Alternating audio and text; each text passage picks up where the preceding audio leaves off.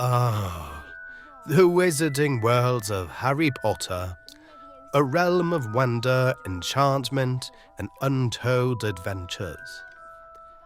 For millions, it's been a cherished escape, a place where bravery triumphs, friendship endures, and magic is as natural as the air we breathe. Over the years, countless voices from the online community have offered their took nuts on the series, analysing its plot holes or whining about how the movies deviate from the books or even ranking the most powerful spells. And yet, amidst the sea of opinion, there seems to be one aspect of the films that has been curiously overlooked. Would you like to know which one I'm thinking about? You dirty, dirty muggle. You filthy muggle. Blimey. I didn't mean... Sorry. Would you like to know which one I'm thinking about? It's the acting.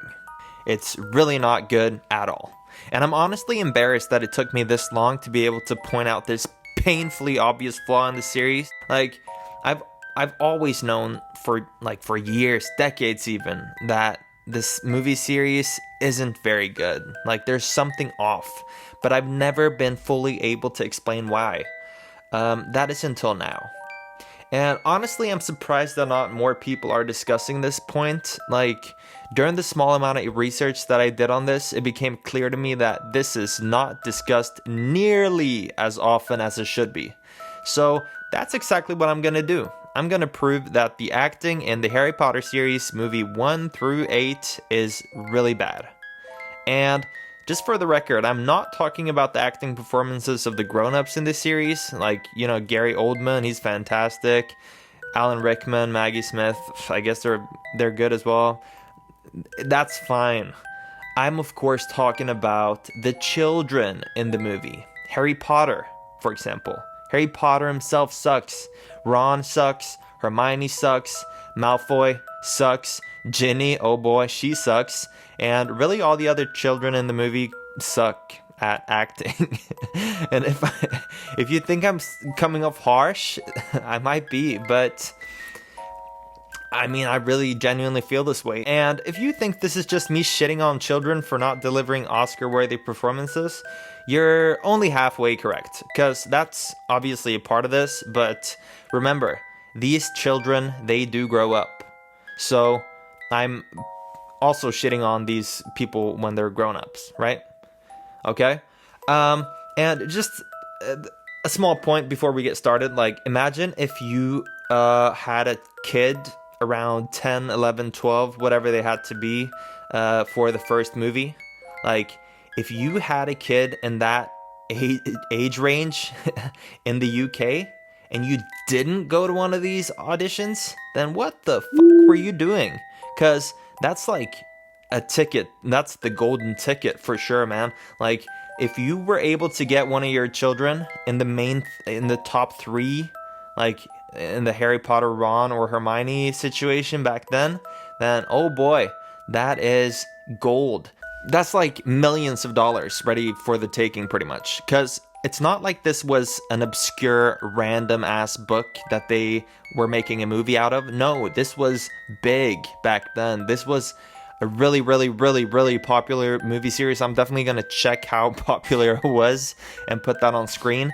This was a big phenomenon. So they definitely knew that all these movies were going to be made. There would be some sort of miracle for them not to be made, because this was a cash cow in the book sense of it. So why the fuck wouldn't the movies be really big and popular, right? So and the work that they had to put in, the kid actors, right? The work that they had to put in to get into this, remember that was only for the first movie, and then you pretty much stuck with them, right? So the ease of getting your hands on this amount of money, fame, and whatever have you, I don't know if there's anything like it in the history of movies. Who has had an easier come up than Daniel Radcliffe, what's Hermione's name? Emma Watson and Rupert Grint. Like, they've had it so easy, man. They went to one audition at 11 or 12 or 10 or whatever they were, and that essentially just sent them into a world of immense fame and money. Okay, I just looked it up and it looks like 300 kids, only 300 kids auditioned for the role as Harry Potter. That's not a whole lot of kids. Like, that's a 1 to 300 chance that any of these kids get their hand on the grand prize here, that is the role as Harry Potter. And I just looked up how much money Daniel Radcliffe made in that role, and it's a whopping $100 million, or more than $100 million actually. That's insane. Like, imagine if you buy a lottery ticket where the grand prize is $100 million. Then the chance of you winning that lottery ticket would be something like 1 to 100 million, right? For it to make any sense at all. Daniel's chance of getting his hand on $100 million was, like we just saw, 1 to 300. Okay, big difference. 1 to 100 million, 1 to 300 for the same grand prize. Now, for the lottery to make any sense economically, the ticket for the 1 to 100 million chance of winning 100 million needs to be at least $1, right? Because then it just breaks even, assuming there's no additional costs with the lottery and they seek to make no profit at all. The ticket price would need to be at least $1 for it to break even. So we can say that the value of the lottery ticket in the realistic lottery scenario is worth $1. Now, if we apply the same logic to Daniel Radcliffe's chance at getting into the Harry Potter movie, which was 1 to 300, then that, just being able to audition, which is the equivalent of the lottery ticket here, right, is worth like $333,000. For that's the value of getting the chance to audition. So back to my point, if you had a kid in that age range back when they were auditioning for the first movie and you didn't put your kid through the audition, then you pretty much just wasted a $333,000 lottery ticket. That's wild. And that proves at least one thing, and that's Daniel Radcliffe made the easiest $100 million that anyone's ever made, pretty much. Because, I mean, someone had to get the role. It wasn't like we're not going to make the movie if we don't find an actor for this. Like, they were going to find an actor. And it's not like they settled for something really amazing. I mean, they settled for fucking Daniel Radcliffe, which we are going to prove is not a very good actor. So my point here is it was basically like getting your hands on a lottery ticket. I don't know. I'm rambling here. I hope you get my point. Fuck it. Let's just watch some bad acting, shall we? Oh boy. Oh boy. First exhibition out. We got Cedric Diggory dying in the fourth movie, The Goblet of Fire. Let's see how the emotional depth of Harry Potter or Daniel Radcliffe is in this very emotional scene.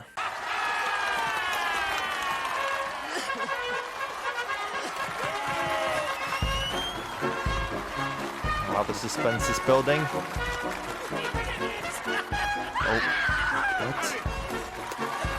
what?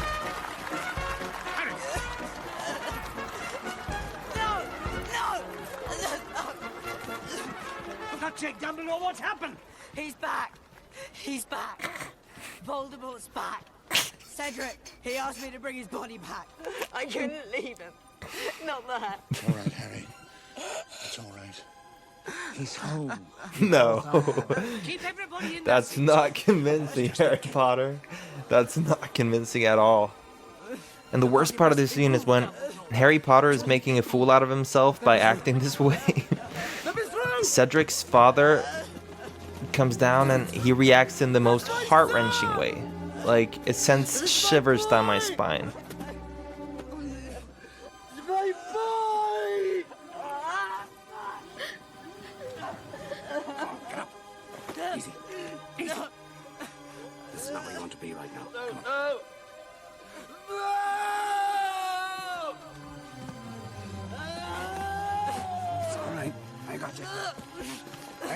Yeah, so all in all, this scene is very emotional. It's probably one of the more emotional scenes in the Harry Potter series, and the glaring issue, though, is that Daniel Radcliffe does not have the emotional depth or the emotional width to handle any scene like this. Like, whenever he dials his emotions to more than 5, it just doesn't compute with him. Like, he's not able to be convincing whenever he's crying, laughing, being upset, being mad, any of these things. Like, it's just not his strength. And that's acting, isn't it? Isn't that acting? Being convincing in sort of the distressed situation that we encounter in life? I don't know. Like, can't anyone act if acting is just being a flat piece of shit talking? I don't know. I feel like I could do that, and I don't consider myself a good actor. I can just talk if that's what you need me to do. But if you need me to deliver my lines with emotion, like, that's a big challenge, right? That I can't do that convincingly, and neither can Harry or Daniel. I mean, we'll have a look at a few more scenes, and as a chef's touch to this, I'll add some goofy sounds to elevate the experience. You're a right foul git, you know that. He was their friend. And he betrayed them. Oh my God! He was their friend! I hope he finds me. Because when he does, I'm gonna be ready. When he does, I'm gonna kill him. Bruh. We have a plan. I know, but I've got a really good feeling about Hagrid. I feel it's the place to be tonight. Do you know what I mean?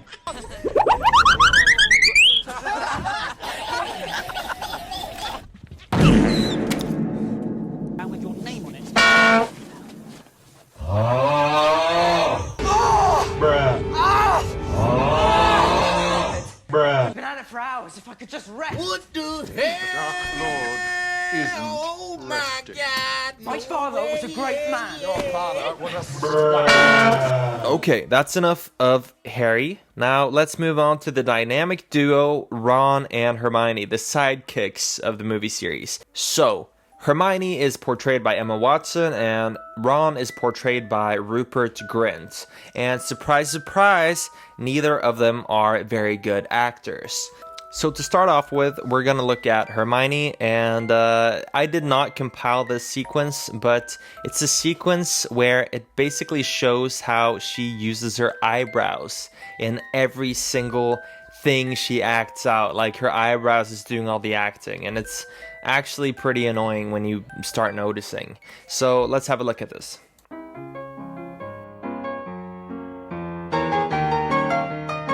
Yeah, we're not off to a good start. There's a lot of eyebrow work here, and I think this, by the way, I did not add this goofy music onto this supercut. This is something that the original YouTuber did. Anyway, there's just so much eyebrow work here, and I think that's indicative of the sort of overacting. I mean, obviously she's like overcompensating. She's trying too much. It's too much, Hermione. Like, we can tell that you're acting. You're killing the illusion. And honestly, I'm not gonna put you guys through more of this supercut, so we're gonna cut it off right there and jump to Ron. So we all know Ron as this whiny guy. Yeah, that's pretty much all we know Ron as, the whiny guy. Okay. Despite that, I honestly think that Ron is the one out of the three that does the best job at acting. Nose down. Like, it's not flawless. This scene is horribly cringe, by the way. This is the worst scene.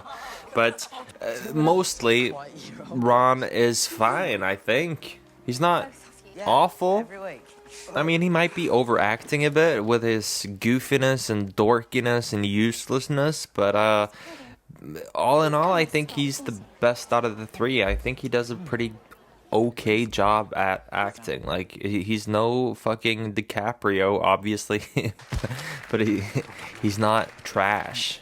He's at bang average, and that's a high mark when it comes to these these Harry Potter actors. So I guess thumbs up for Ron. When editing this, I changed my mind, and Ron also sucks. Just wanted to get that in there. Another familiar face who also happens to be a terrible actor is Ron's sister, or Bonnie Wright, as is the actress's name. Well, she is frequently cited as one of the worst actors in the Harry Potter universe, and when I googled worst actor Harry Potter, I got the answer. Bonnie Wright is a charisma vacuum. Now that is the worst thing anyone can say about you if you're an aspiring actor. I'll leave it at that. We don't have to look more at Miss Ginny Weasley. I mean, she's kind of flat. And I generally think that I agree that she is, in fact, a charisma vacuum. Okay, I think we're gonna leave it at that. We don't have to watch Malfoy charge his lips to say Potter, or Neville being Neville and having his famous glow up, or any of the other kids acting in these movies. To sum it all up, a large portion of the actors in the Harry Potter franchise got the role when they were literal children. That's fine. They obviously needed children for the movie, and I guess as a director, it's hard to get that right. The issue though is that once these kids were cast, they were stuck in this franchise for like 10 years. And most of these actors pretty much did this franchise only for that entire decade. And that's pretty crazy. Like, imagine if you're a top football team and you need to sign all your players when they're 11 years old. There's a huge chance that some of these players are gonna flop. In fact, most are likely to flop. At the very minimum, there's no chance at all that all of these players are gonna end up being star players, right? But I don't know if they could have done it any other way, and it turned out fine.